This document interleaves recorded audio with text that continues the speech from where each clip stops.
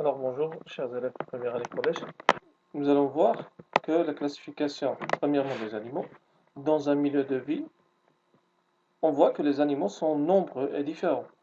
On distingue une grande diversité. Pourtant, si on les compare entre eux, on peut trouver des ressemblances qui permettent de les classer en groupes. On va voir quels sont les critères communs permettant de regrouper ces animaux, comment utiliser une clé de détermination des êtres vivants. Pour classifier les animaux, on identifie d'abord un ou plusieurs critères, puis on les regroupe selon la présence ou l'absence des ou du critère qu'ils ont en commun. Par exemple, on choisit le critère de la colonne vertébrale. Les animaux peuvent être classés en deux groupes. Premièrement, les vertébrés. Si on choisit le critère du revêtement de la peau, les vertébrés peuvent être répartis en 5 classes. Premièrement, les poissons. Les poissons sont caractérisés par une peau recouverte d'écailles qu'on peut détacher une à une. Donc, ces écailles-là sont des écailles non soudées. Pour les amphibiens, ils ont une peau nue, non recouverte et humide. Pour les reptiles, leur peau est recouverte d'écailles, cette fois-ci soudées. Les oiseaux ont une peau recouverte de plumes. Finalement, les mammifères ont une peau recouverte de poils. Continuons. Alors, dans cette figure-là, il y a une clé de classification. Premièrement, les vertébrés sont des animaux à colonne vertébrale, qui possèdent une colonne vertébrale. Donc, on va voir la peau, de quoi il est recouvert.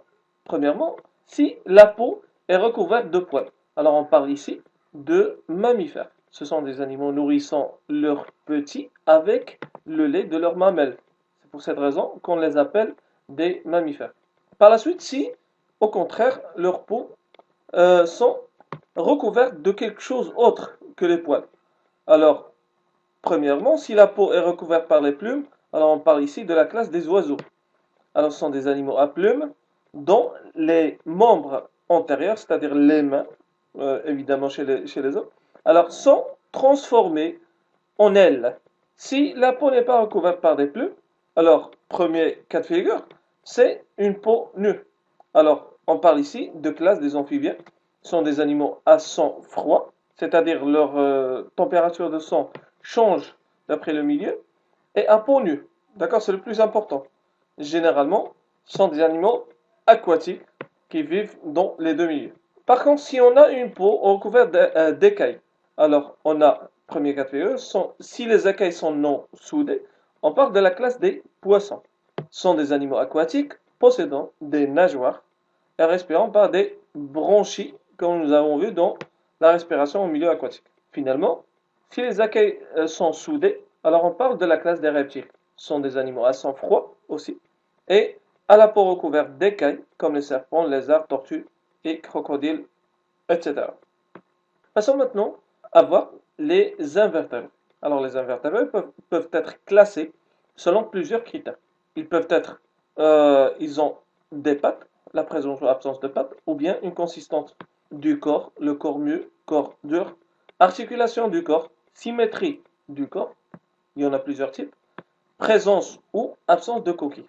Par exemple, si on prend le caractère présence ou absence de pattes, on peut distinguer les insectes. Ils ont 3 paires de pattes, c'est-à-dire 6. Les arachnides, les araignées, ils ont 4 paires de pattes, c'est-à-dire 8 pattes.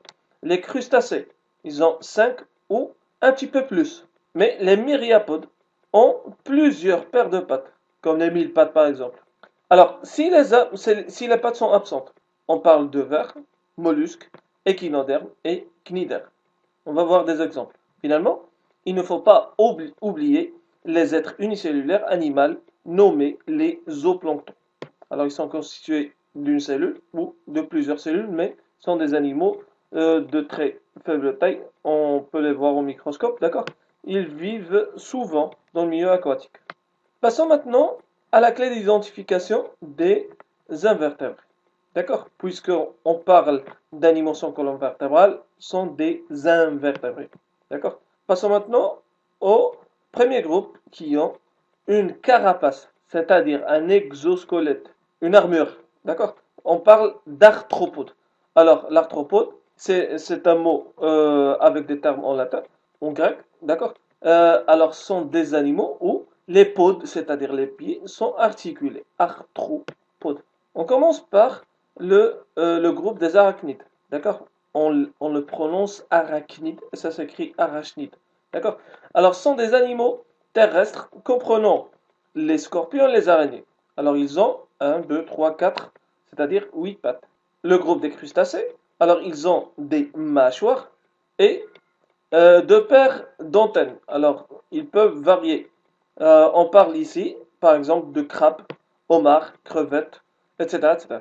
Alors, on passe maintenant aux plus grandes classes, qui est la plus représentée dans le milieu des êtres vivants. D'accord? Alors, on parle d'insectes, ils ont 6 pattes et 2 antennes. Finalement, dans ce groupe-là, on va voir les myriapodes. Alors, ils sont des espèces ayant la particularité de posséder de nombreuses, de nombreuses pattes. Par exemple, les 1000 pattes. Alors, l'autre groupe, dont le corps est sans carapace. Commençons par les annélides. Ce sont des animaux qui appartiennent aux invertébrés, sans carapace et sans coquille aussi. Alors, les annélides sont des vers dont le corps est constitué de plusieurs segments, ils sont segmentés, vous voyez ici, comme des petits disques qui forment leur corps. Sans pattes, ils ne possèdent pas de pattes. On parle de vers de terre, sanctues, etc., etc. Alors, si le corps contient une coquille, et aussi, si le corps est mou, d'accord? On parle ici de mollusque, ici, c'est une bivalve, la moule, ou bien l'huître, d'accord? Alors, ils ont deux coquilles, deux valves. Deuxième groupe, ce sont les gastéropodes. D'accord? Comme l'escargot, par exemple, limace, etc. Alors, ils ont une coquille externe.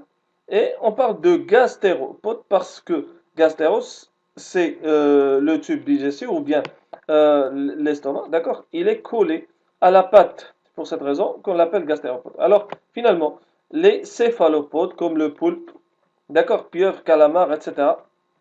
Alors, on parle ici de céphalopode parce que ses pieds sont collés directement à sa tête. Bon, alors, nous avons ici vu la classification, pardon, des animaux. Alors, on va s'intéresser à la classification des végétaux directement dans notre séance. D'accord? Mais ici, je vais présenter de manière très abrégée la classification des végétaux. D'accord? On parle de deux grands groupes. Les végétaux inférieurs, c'est-à-dire les plantes qui ne fleurissent pas, n'ont pas de fleurs et ne possèdent pas de graines. Alors, on parle ici de plusieurs groupes, les plus primitifs. D'accord? Il y a aussi les phytoplanctons, c'est pas mentionné ici, mais les phytoplanctons, ce sont des cellules ou bien des plantes constituées d'une cellule ou de quelques cellules et qui sont présentes dans le milieu aquatique. Vous avez aussi des végétaux sans chlorophylle. On parle de champignons. Le règne des champignons est à part. Avec les végétaux inférieurs, on n'a pas de tiges ni de feuilles. On parle de algues, le groupe des algues, qui sont des végétaux aquatiques, et des lichens, sont des végétaux non développés, d'accord?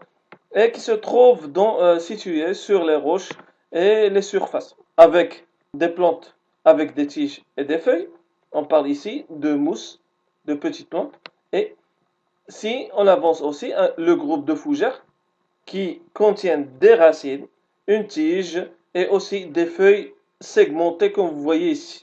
Alors on parle de fougères.